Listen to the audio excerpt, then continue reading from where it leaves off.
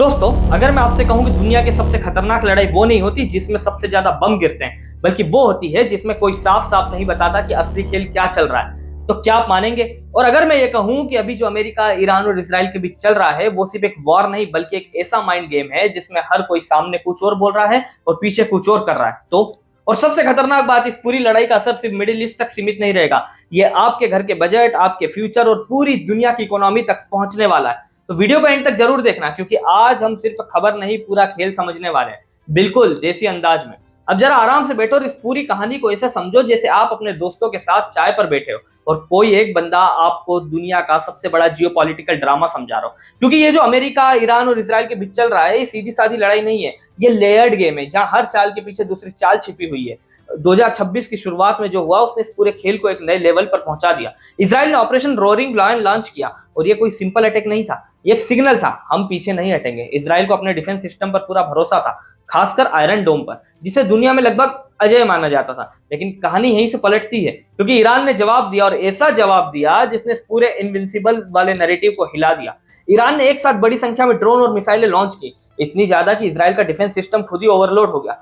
अब इसे ऐसे समझो जैसे एक सिक्योरिटी गार्ड है जो 5 लोगों को आराम से रोक सकता है, लेकिन अगर एक साथ 500 लोग आ जाए तो गार्ड चाहे जितना ट्रेनिंग वाला हो, सिस्टम टूट जाएगा। यही सैचुरेशन अटैक है और यही इस वॉर का पहला बड़ा टर्निंग पॉइंट बना। यहाँ से एक बहुत महत्वपूर्ण सीख निकलती है, दुनिया की कोई भी टेक्नोलॉजी परफेक्ट नहीं होती, अगर सामने वाला आपकी लिमिट समझ ले तो वो आपको उसी जगह से तोड़ सकता है। जैसे ही मिसाइलें इसराइल के शहरों में गिरने लगी, सबसे बड़ा झटका सिर्फ मिलिट्री को नहीं बल्कि आम जनता को लगा। लोग बंकरों में छुपने लगे, सायरन लगातार बजने लगे और पहली बार ऐसा लगा कि इसराइल, जो हमेशा खुद को सेफ नेशन मानता था, वो भी वल्नरेबल हो सकता है। और दोस्तों, यही वो जगह है जहाँ ब्रांड टूटता है। किसी देश की इमेज उसकी सबसे बड़ी ताकत होती है और जब वही हिलने लगे तो असर सीधा इकोनॉमी पर पड़ता है। बड़ी बड़ी कंपनियां निवेश करने से डरने लगती है और पैसा धीरे धीरे बाहर निकलने लगता है। यहाँ से दूसरी बड़ी सीख मिलती है, सिक्योरिटी सिर्फ हथियारों से नहीं, भरोसे से बनती है, और अगर भरोसा टूट जाए तो सबसे बड़ा नुकसान होता है। अब बात करते हैं मोसाद की, वो एजेंसी जिसका नाम सुनकर ही लोग कहते थे कि ये सब कुछ जानती है, लेकिन इस बार कहानी अलग थी। ईरान ने अपनी पूरी तैयारी के दौरान डिजिटल कम्युनिकेशन से दूरी बना ली, ना फोन, ना इंटरनेट, ना कोई सैटेलाइट सिग्नल, सिर्फ फिजिकल मैसेज। अब आप सोचिए, जब पूरी दुनिया डिजिटल इंटेलिजेंस पर चल रही हो और सामने वाला एनालॉग हो जाए तो पूरा सिस्टम अंधा हो जाता है। यही हुआ और यही तीसरी बड़ी सीख है कि हर एडवांस टेक्नोलॉजी की एक कमजोरी होती है और कई बार सबसे सिंपल तरीका ही सबसे खतरनाक साबित होता है। लेकिन इस कहानी का स्केल और बड़ा है, क्योंकि ये सिर्फ इजराइल और ईरान तक सीमित नहीं है, इसमें लेबनान से हिजबुल्लाह और यमन से हुती भी शामिल हो गए हैं, जिसमें ये एक मल्टी फ्रंट वॉर बन गया। अब आप खुद सोचो, अगर किसी देश को एक साथ कई दिशाओं से खतरे मिले तो उसकी स्ट्रेटजी कितनी बढ़ जाती है, और जब फोकस बढ़ता है तो कमजोरी बढ़ती है। यहाँ चौथी सीख सामने आती है, किसी भी संघर्ष में फोकस और एकजुटता सबसे जरूरी होती है। अगर आप कई मोर्चों पर एक साथ उलझ जाओ तो जीत मुश्किल हो जाती है। अब आते हैं अमेरिका पर, जो इस पूरे खेल का सबसे बड़ा लेकिन सबसे सावधान खिलाड़ी है। अमेरिका के पास ताकत है कि वो सीधे इस वॉर में कूद जाए, लेकिन वो ऐसा नहीं कर रहा। क्यों?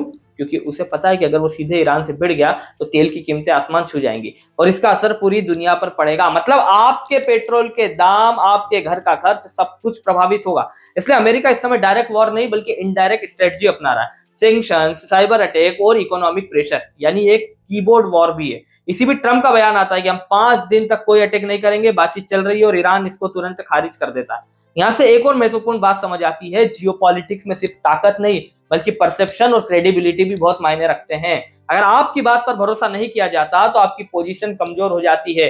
और यही 5वीं सीख है, इंटरनेशनल पॉलिटिक्स में नैरेटिव कंट्रोल करना भी एक ताकत है। और अब इस कहानी का सबसे खतरनाक हिस्सा तब आता है जब ईरान धमकी देता है कि अगर उसके पावर प्लांट्स पर हमला हुआ तो खाड़ी देशों के पानी के प्लांट्स को निशाना बनाएगा। इसका मतलब है कि लाखों लोग पीने के पानी से वंचित हो सकते हैं। यानी ये वॉर सिर्फ मिलिट्री नहीं बल्कि ह्यूमैनिटेरियन क्राइसिस बन सकता है। और यही वो चीज है जिसने अमेरिका को सोचने पर मजबूर कर दिया है। अगर आप यहाँ तक पहुंचे हैं और आपको लग रहा है कि ये वीडियो आपको सिर्फ जानकारी नहीं बल्कि समझ भी दे रही है, तो चैनल को सब्सक्राइब जरूर कर लेना और नीचे कमेंट करके बताना कि आपको क्या लगता है इस पूरी स्थिति में कौन सही है या फिर कोई भी सही नहीं है। अब आगे बढ़ते हैं। ईरान का सबसे बड़ा स्ट्रेटेजिक कार्ड है हार्मुज स्ट्रेट। ये दुनिया का सबसे महत्वपूर्ण ऑयल रूट है और अगर इसे बंद कर दिया जाए तो पूरी दुनिया की सप्लाई चेन हिल सकती है। यहाँ से एक और गहरी सीख मिलती है, दुनिया में असली ताकत सिर्फ हथियारों में नहीं बल्कि लोकेशन और संसाधनों में होती है। जिसके पास रास्ता है वही खेल को कंट्रोल करता है।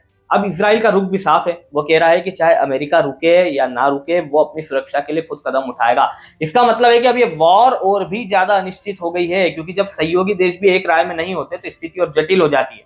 अंत में सवाल यही है, क्या ये वॉर रुकेगी या ये सिर्फ शुरुआत है? क्योंकि अगर ये लंबी चली तो इसका असर हर देश पर पड़ेगा, हर इंसान पर पड़ेगा, और यही कारण है कि दुनिया के कई नेता लोगों को तैयार रहने का संकेत दे रहे हैं।